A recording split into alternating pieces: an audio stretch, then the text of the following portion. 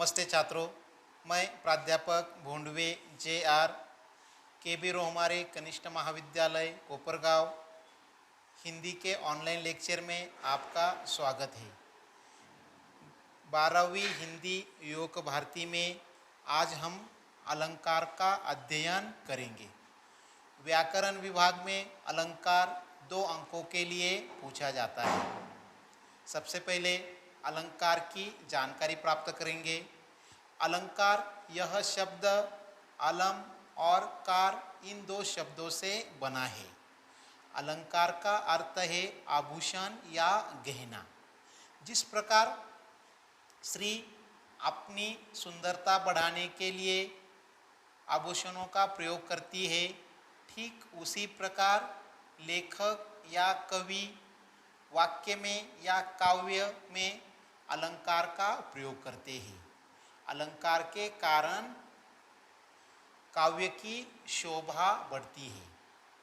अलंकार की परिभाषा: जो शब्द काव्य की शोभा या सुंदरता बढ़ाते हैं उसे अलंकार कहते हैं। जो शब्द काव्य की शोभा या सुंदरता बढ़ाते हैं उसे अलंकार कहते हैं।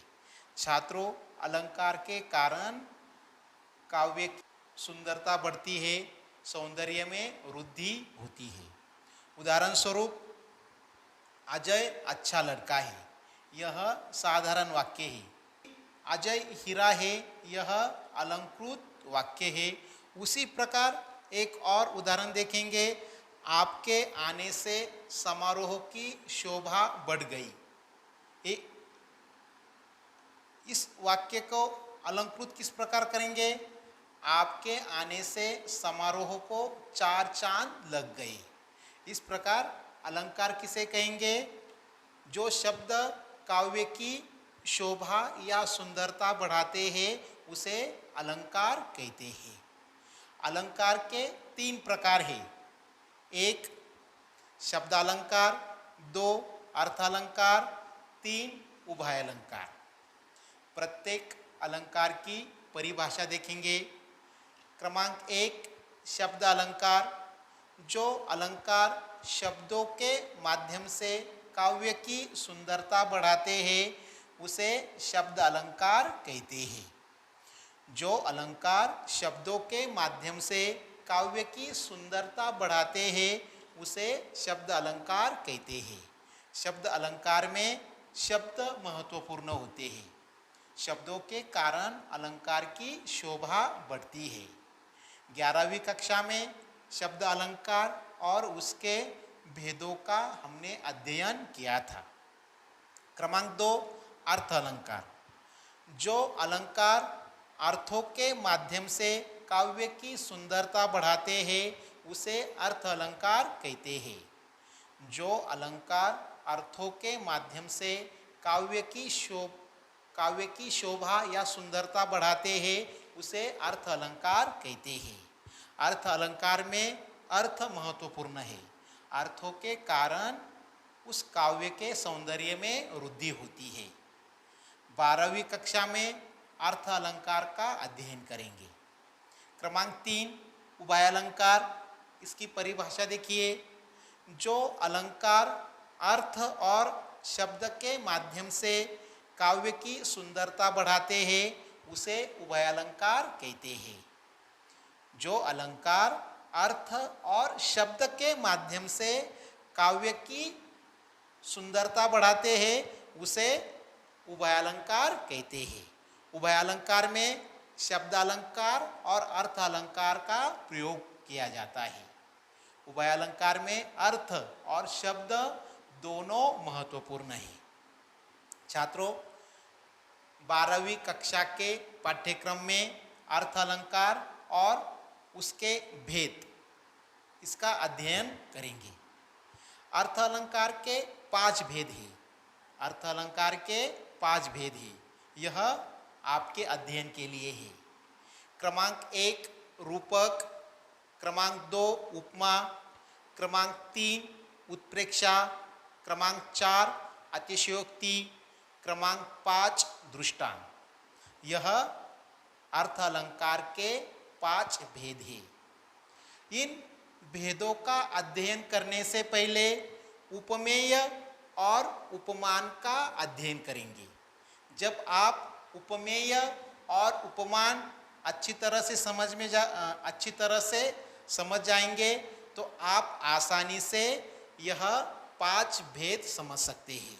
इसीलिए सबसे पहले उपमेय और उपमान की जानकारी प्राप्त करेंगे। उपमेय की परिभाषा देखिए, काव्य या वाक्य में जिसकी तुलना की जाती है उसे उपमेय कहते हैं। काव्य या वाक्य में जिसकी तुलना की जाती है उसे उपमेय कहते हैं। उसका काव्य या वाक्य में वर्णन होता है। क्रमांक 2 उपमान।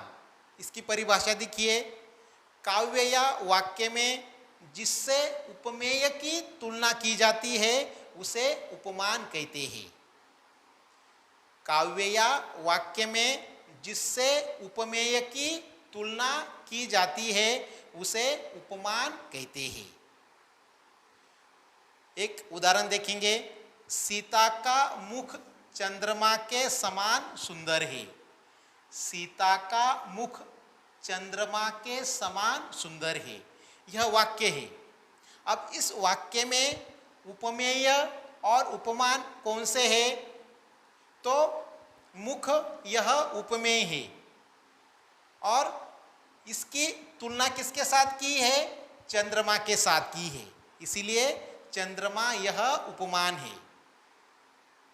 फिर से एक बार आपको बताता हूँ, उपमेय किसे कहते हैं कि काव्य या वाक्य में जिसकी तुलना की जाती है। अब इस वाक्य में तुलना किसकी की है? मुख की है। तुलना किसकी की है? मुख की है। और यह तुलना किसके साथ की है? चंद्रमा के साथ की है, इसीलिए चंद्रमा उपमान है। इसीलिए उपमेय और उपमान अच्छी तरह से ध्यान में रखिए कि वाक्य में या काव्य में जिसकी तुलना की जाती है वह उपमेय है, जिसका वर्णन किया जाता है। और उपमान किसे कहते हैं कि काव्य या वाक्य में जिससे उपमेय की तुलना की जाती है उसे उपमान कहते हैं। इस प्रकार छात्रों, आज के इस वीडियो में हमने अलंकार की परिभाषा, अलंकार के प्रकार और अलंकार के 5 भेद तथा उपमेय और उपमान का अध्ययन किया। अगले वीडियो में अलंकार के 5 भेदों का अध्ययन करेंगे।